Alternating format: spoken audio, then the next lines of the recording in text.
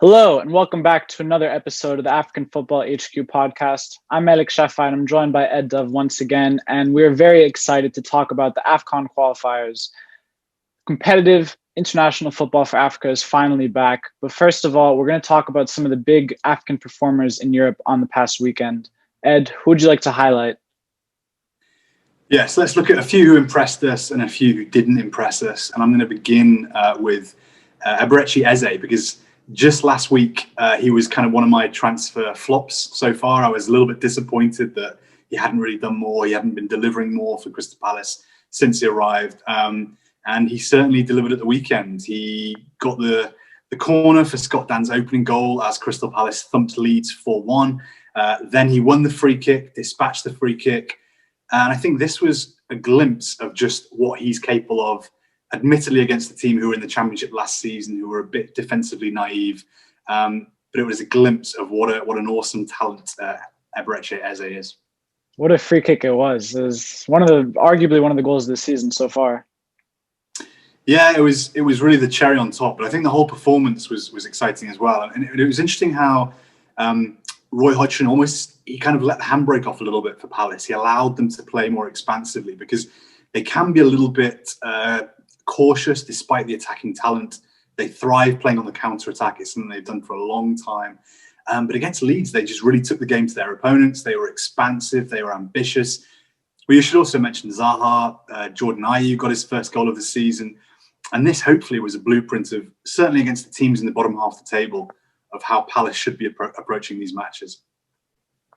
Moving on to another Premier League match, Hakim Ziyech put in a man-of-the-match performance for Chelsea against Sheffield United. I don't even know where to start. They have so many great passes, real highlight reel, such an amazing highlight reel for that game. Yeah, well, he created 6 goal-scoring chances all game, which is the most any player has managed this season in the Premier League.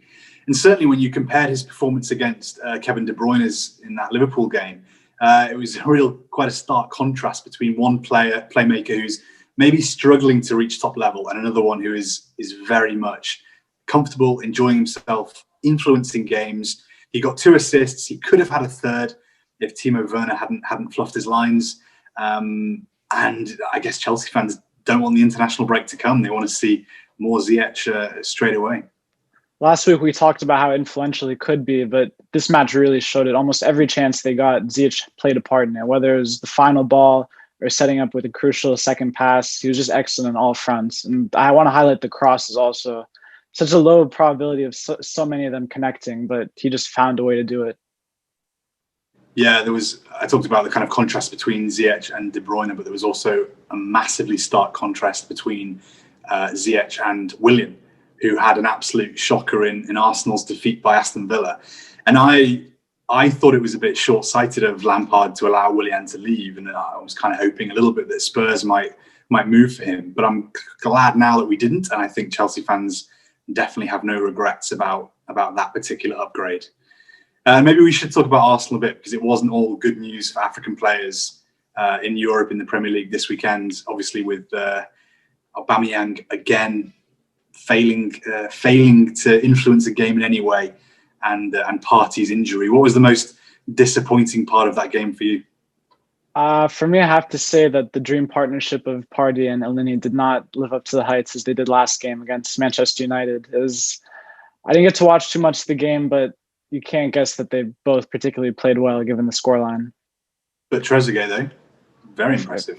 Yes, played a key role in getting that first goal, forcing it off Saka.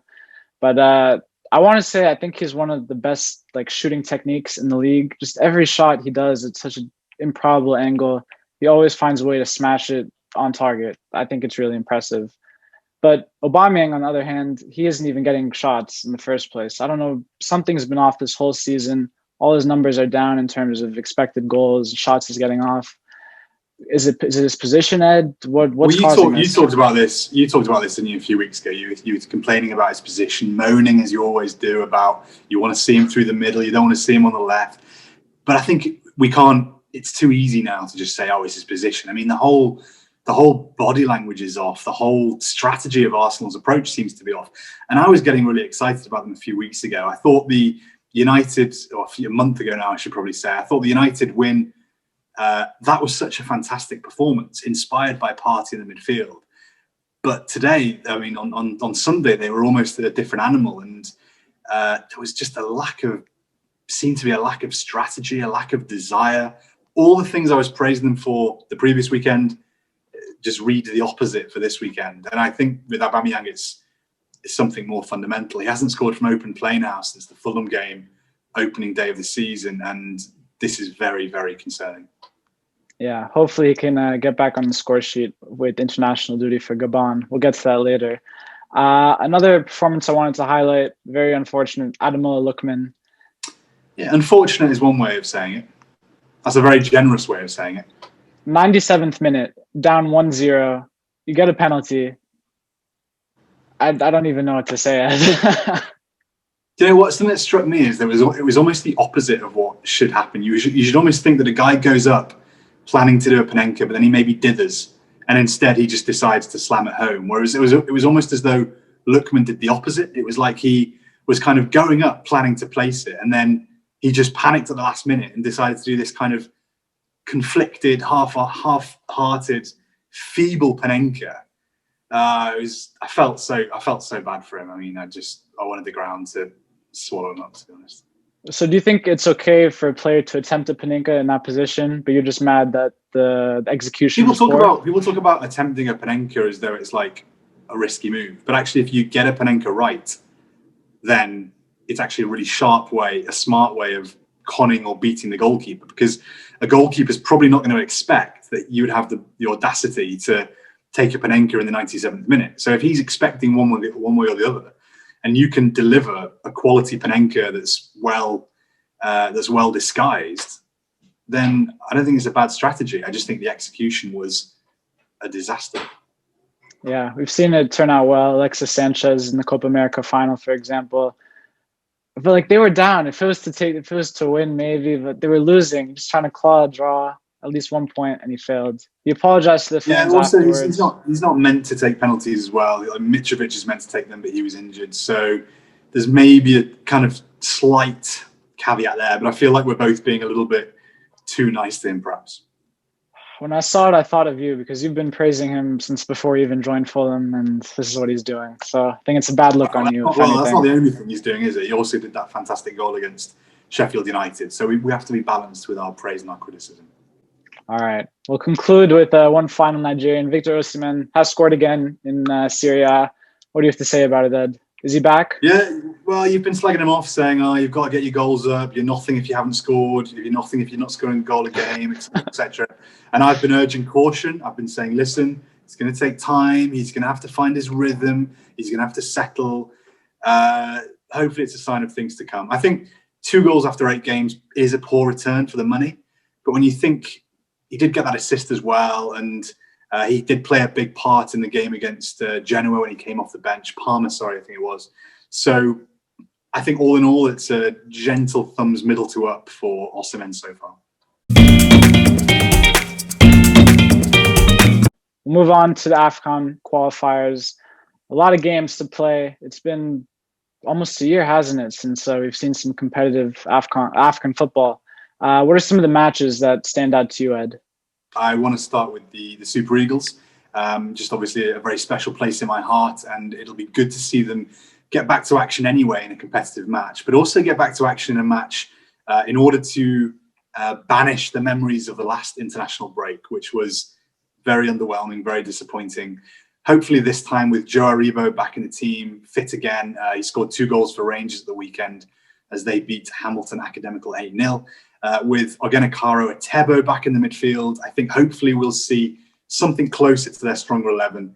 And hopefully they can ease the pressure a little bit on Gernot Rohr, because I think there are some murmurs, as there often are, but there were definitely some murmurs after the last international break. Yeah, I'm really excited to see Victor Osimhen back in the Nigeria kit. I feel like ever since the summer transfer window and his transfer to Napoli, there's been some added allure of him playing for his country.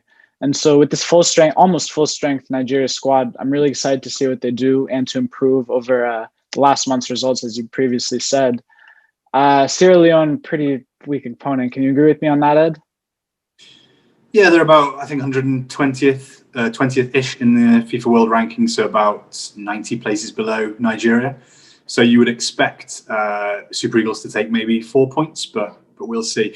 Obviously, Wilfred Ndidi is out, a big miss for that midfield. So it'll be interesting to see where the Raw goes for a midfield of Aribo, Iwobi, and Etebo, which would be quite attacking and progressive for him, with maybe a front three of Chukwueze, Kalu, and Osimhen, which would be a very it could be very easy on the eye. I don't know if Sierra Leone is the opportunity to trial that approach, but it would be something that could potentially get the pulses racing. Looking at all the matches, there aren't really two powerhouses going against each other. A lot of the stronger teams are playing more weaker opponents in their groups. The one that stood out to me, though, was DR Congo versus Angola. Angola isn't huge, but they're very entertaining. A lot of young players coming through, so I'm very excited to see them against a DR Congo side that we should be expecting more of, considering the breadth of players they have playing abroad. Yeah, I agree with you. Plus, there's a lot riding on this match because those two have been pitted with Gambia and Gabon, both decent teams. Gambia, a team on the rise, and both of whom who have started the qualifying campaign better than Angola and the DRC. So certainly the pressure is on those two, because if either of them, or whichever of them fails in this double header, we'll find it very hard to make Cameroon. Yeah, I also want to give a quick mention to Algeria, Zimbabwe. A bit of a mismatch, obviously, but I think this is going to be a very entertaining doubleheader. Both of these two teams are expansive. They both like to get the ball forward. They've both got kind of maestros, magicians in the final third who can make things happen. Like I said, a bit of a gulf in quality, but hopefully that can be an entertaining doubleheader, and expect some goals there. And Zimbabwe, I think, are a decent team. They're a team on the up, so maybe they will give Algeria something to think about. I don't think so. I think it's going to be an easy victory for Algeria, considering everything they've been doing recently. On to our next section, we're going to talk about some of the players to watch that we're most excited to see in these games. Who would you start off with, Ed? Yeah, players to watch, but also for me, I'm looking at some players with a point to prove. So I'm going to start with Abdulrahman Baba of Ghana, who's been somewhat surprisingly recalled to the squad despite having played only 2 games for Chelsea this season, but not for Chelsea's senior team, for Chelsea's under-23 team. And there's been some consternation in Ghana about why they have selected a player who's only played for Chelsea's reserves this season. 2 games isn't really enough for him to prove his fitness, which obviously has been a massive issue for him over the last few years. I think Baba's storyline, Baba's story arc, if you want, is one of the kind of tragedies of African football over the last 5 years. I mean, here is a guy who had just made his dream move to Chelsea.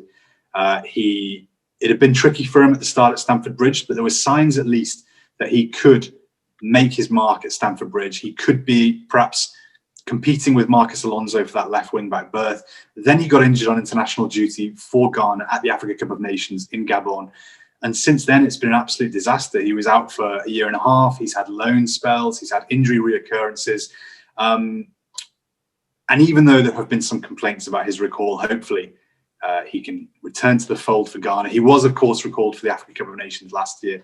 Hopefully he can return to the fold and he can finally make his mark for the Black Stars and maybe prove to a few back at Chelsea that he does still have something to offer. I'm most excited in that Ghana squad to see Clifford Abugai.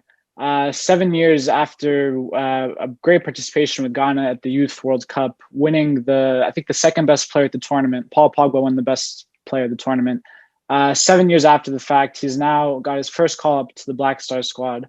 I'm not sure how much of a role he's going to play, but I think that's a very enticing storyline, given that we see a lot of players who perform well at these various Youth World Cups, and they rarely ever break through or reach the potential. We saw Victor Osimhen do it, but a lot of the time they don't. And hopefully Clifford can prove us wrong. Yeah, fingers crossed. Sadly, Bernard Mensah, another wonder kid who similarly great things were expected of him, but he's failed to deliver. Sadly, he won't be with the squad this time around. Although there have been recalls for John Boy, Harrison Afful, and Jeffrey Schlupp, partly as a response to that 3-0 hammering at the hands of Mali during the last international break. Clearly, O'Connor believes that the defence needed work. But soon I want to potentially dedicate a whole episode to Jeffrey Schlupp, because I think he's like Baba, he's one of the most compelling stories in African football over the last 5 years. How can you have a guy who's played his part in Leicester getting promoted, in the miraculous beating the drop season, winning the Premier League, has since been a consistent player for Crystal Palace up and down the left flank, even as a central midfielder, and he's got something like 8 Ghana caps, and only now he's getting a recall for the Black Stars. It's completely ridiculous the way that country has not utilised Jeffrey Schlupp as he absolutely should have been utilised. All right. I'm going to move on to Mustafa Mohamed. Egypt, they didn't get to play an international friendly last time around, so they're finally returning to international football with a doubleheader against Togo. I'm very excited to see the squad. We got to see Egypt play a little bit under Hossein El Badri, who isn't, he's not a fan favorite, is what I'll say. But I don't really believe that he'll play the youth in this game, especially Mohamed. Although he is so great and he's been scoring so many goals for Zamalek, I really expect El Badri to go and just pick Marwan Mohsen. But if Mustafa Mohamed does come on, he is one of the most promising players on Africa on the continent right now. And so if he does come on, I'm expecting to see a few goals from him. I think El Badri's been really sneaky here. So the story for this one is that El Badri criticised Mustafa, saying he wasn't yet the finished article, he needed work, he had some rough edges. Then Mustafa started scoring and everyone said to El Badri, what are you talking about? You know, look at him, look at what he's doing. Double against Raja Casablanca. He's clearly a competent and qualified striker. And El Badri then said, well, you know, maybe it was my criticism that spurred him on. Maybe if I hadn't said these words, maybe Mustafa wouldn't have scored all those goals. It's like when you criticize a player and the next week they do great things and you pretend like it was your words that spurred them on. And we all have a little laugh about it, but it's not actually that funny. And El Badri's done exactly the same thing with Mustafa. It reminds me a little bit. I'm just worried that we're going to see a replay of Hassan Shahata and Mido on the touchline against Senegal when Mido threw his toys out the pram at being subbed. And I just wonder whether if El Badri does get a goal against Togo, will he be rushing towards El Badri just saying, if Mustafa gets a goal, will he be rushing towards El Badri with the kind of, told you so, look at what I've done. I'm just watch that storyline.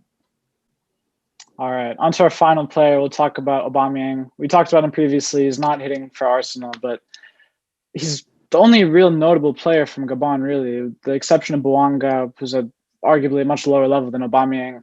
There's always been an expectation. Okay. But with Aubameyang, he's a world-class striker. There's been an expectation for him to carry Gabon at least to the Afcon. He wasn't able to do that last time, let alone a World Cup.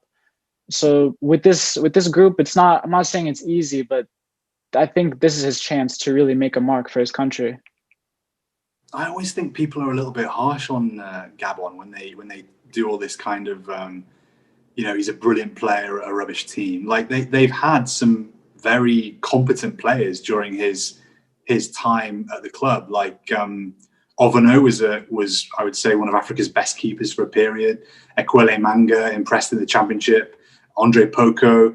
Like they've had a decent spine of a team, and it doesn't help when your captain sometimes honours a call up, sometimes decides to stay at home, leaves you waiting. Will he or won't he join us? Like, how is that meant to make everyone else in the team feel about representing the Panthers, representing Gabon, what it means to represent the country? I think that Aubameyang is very easy to point at the other players and say they're not good enough or whatever, but actually maybe you have to look at your own behaviour as well sometimes.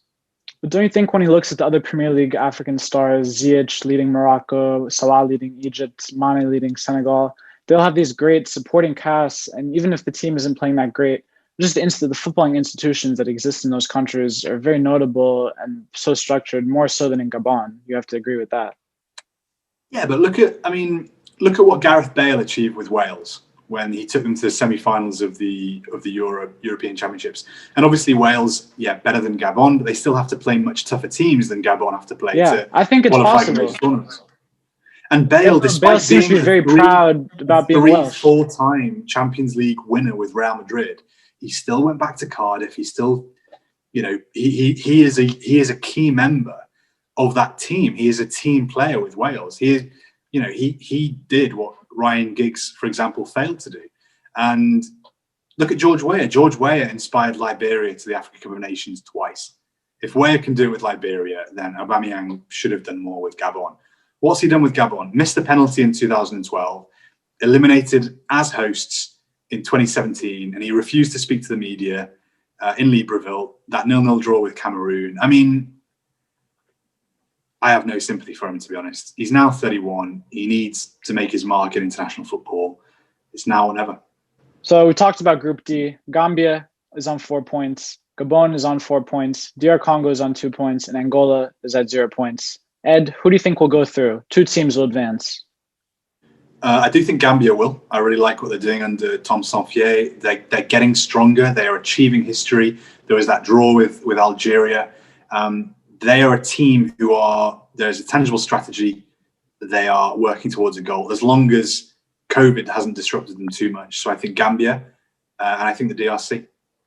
I think Aubameyang will miss out. Okay.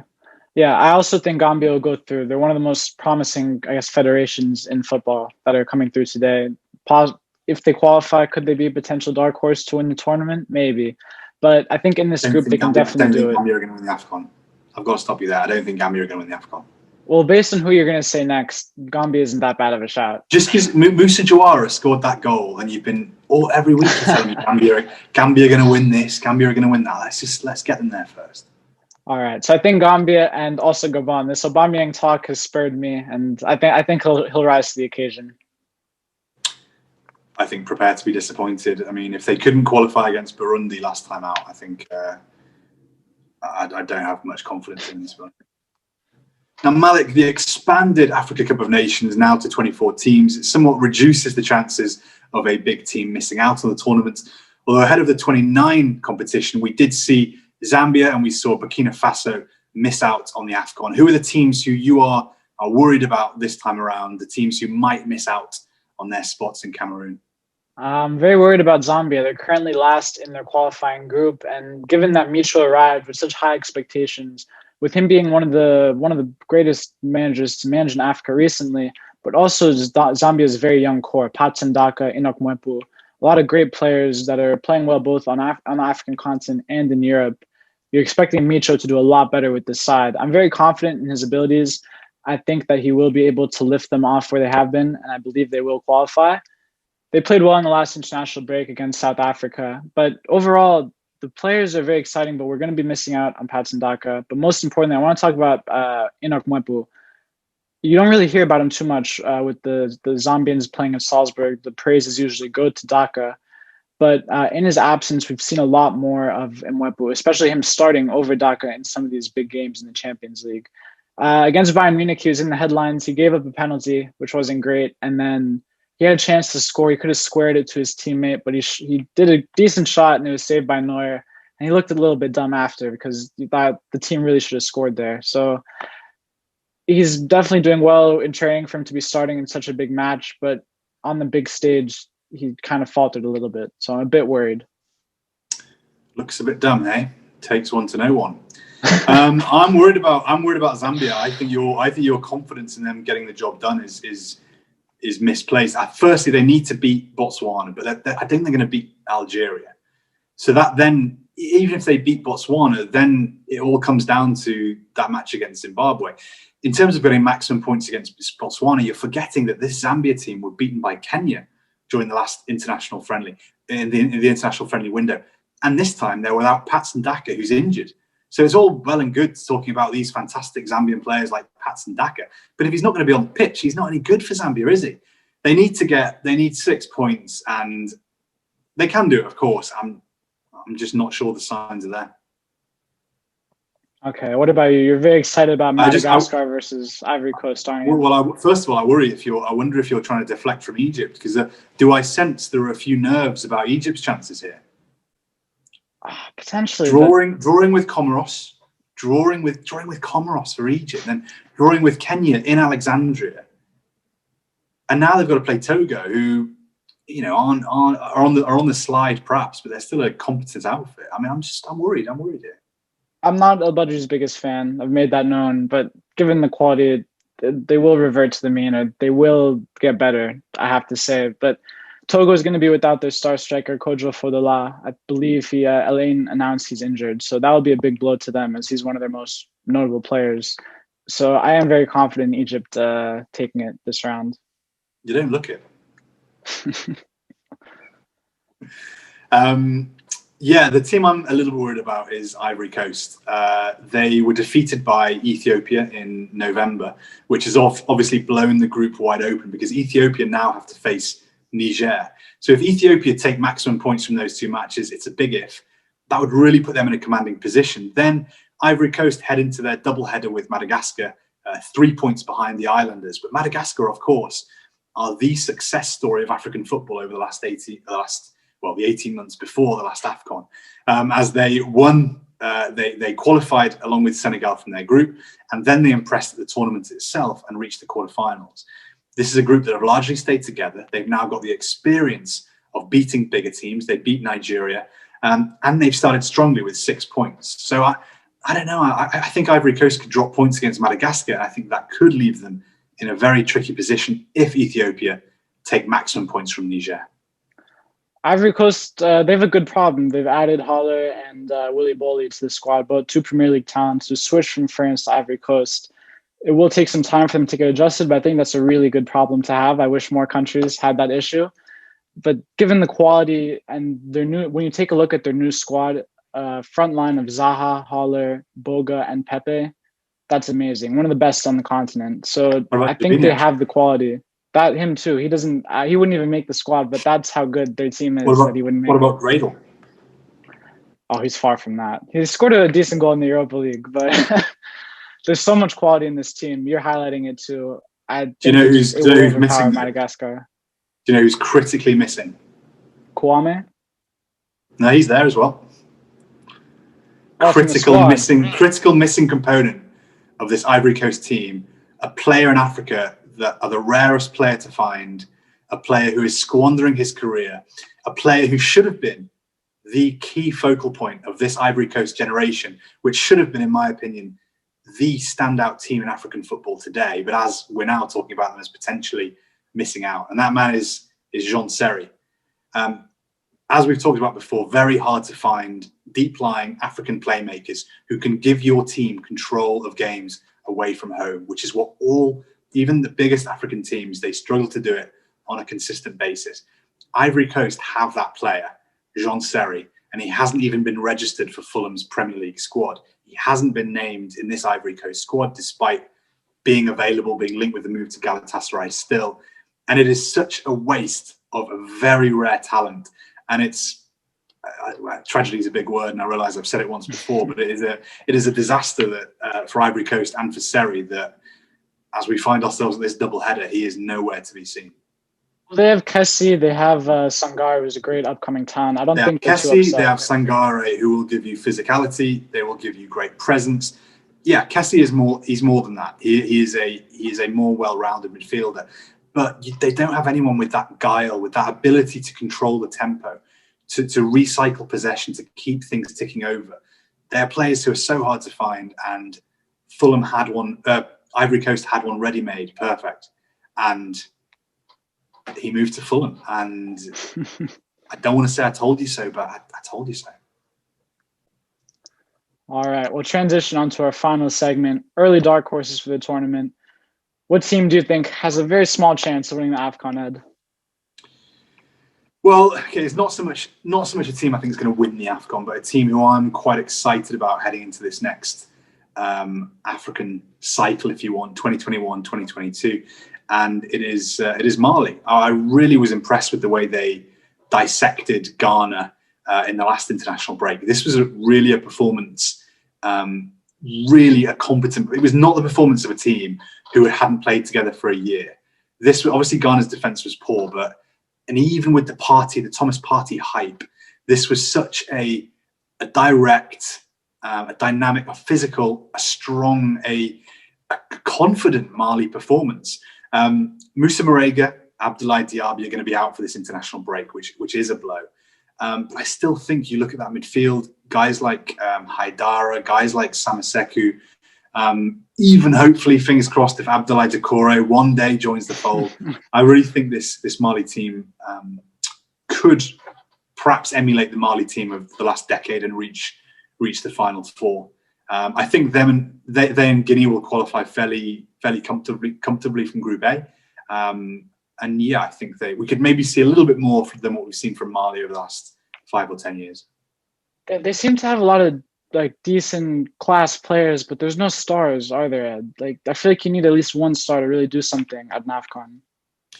Well, star is a little bit relative. I mean, in terms of players who can change a game, in terms of players who can decide matches, you look at guys like Yves Bissouma and Moussa Djenepo. I mean, they are not the same level as Mane or Salah or Mahrez, of course, but they're still playing pretty well and delivering eye-catching performances in the Premier League. And certainly in an African context, they are players who, Mali have a definite cutting edge there, especially with Marega, who is such a great all-round forward. And they have that touch of class to open a team in the final third as well. They've got pace on the counter, a bit of trickery, usually very well organised, very well drilled. I think, they don't have any superstars, but they've got stars and they've got enough to beat the majority of teams in Africa, in my opinion. Mali this week are playing Namibia home and away, whereas Guinea, their Group A rivals, are playing Chad home and away. This is one of the perhaps easiest groups to call, I think you could say. Guinea and Mali both on 4 points. I'm expecting they'll each get 4 or maybe 6 points during this international break, which would be enough. 6 points would be enough to take them both through to Cameroon. Okay. I'm going to transition on to a team that does have a star. Morocco, led by Hakim Ziyech.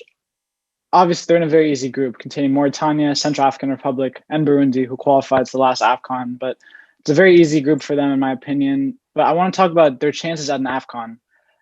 They didn't really come close in previous editions, but given all the players they have now, especially the superstardom of Hakim Ziyech and how well he's playing for Chelsea, I think they have a real chance of winning this Afcon, don't you think?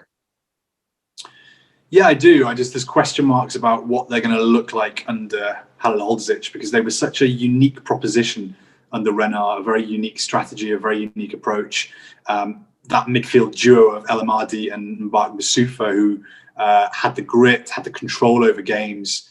Basufa is another he's a rare player like a Seri, who, after he was converted to a deep line playmaker, he helped Morocco exert control over matches. And I just think maybe we need this international break to be able to judge what Morocco are going to look like for the next 18 months, 2 years.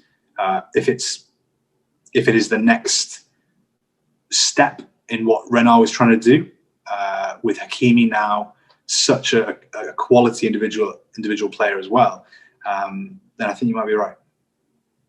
They have great depth in the middle. The two strikers at Sevilla and Nasir and Munir Haddadi, Ziyech behind them. I'm just a bit concerned about their. I don't think Munir Haddadi counts yet. So it was so close to happening. I thought it happened, but I'm concerned about their quality on the wings. I just feel like they don't have as much talent as they do up front, especially if Ziyech does play in a central role. Yeah, already during the end of Renard's tenure, some of the players who did provide width, did provide a bit of vertical movement, guys like Amrabat, guys like Diarra, were already 30, 31. So it's a concern, but there is a real depth of talent coming through, as you say. So hopefully they can unearth their own quality wide players. And then in defense, Hakimi, Aguerd is playing quite well for Rennes. So I'm very excited to see them overall. They just seem to keep growing every year. The players, they make another move to a club in Europe or they perform at a higher level. I'm hoping the new federation and their unique approach of managing the federation will help them. That is all we've got time for this week. Thank you so much for joining us for another episode of African Football HQ. We hope that you enjoy the qualifiers as much as Malik and I inevitably will. And join us again soon for some